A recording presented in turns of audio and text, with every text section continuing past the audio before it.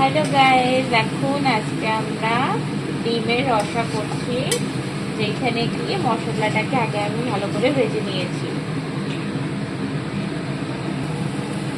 আর description বক্সে দেওয়া আছে যে এটা আমি কি কি মশলার ব্যবহার করেছি, আপনারা দেখে নিতে পারেন। এই যে মশলাটা ভালোভাবে কষানো হয়ে গেছে, এখন আমরা এতে জল দেবো।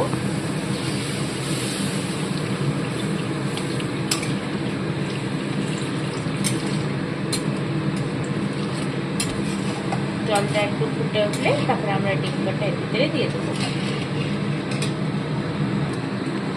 এই যে জলটা ফুটে উঠছে, এখন এর ভিতরে আমরা ডিম দিয়ে দেবো।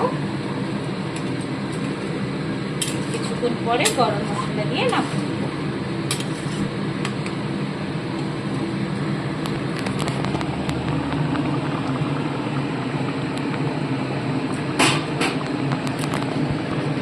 এই যে ডিমটা হয়ে গেল, এখন আমরা এতে কিছু গরম মশলা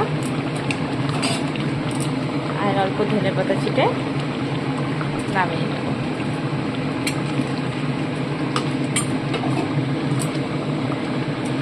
যে রেডি ডিমের ঝোল।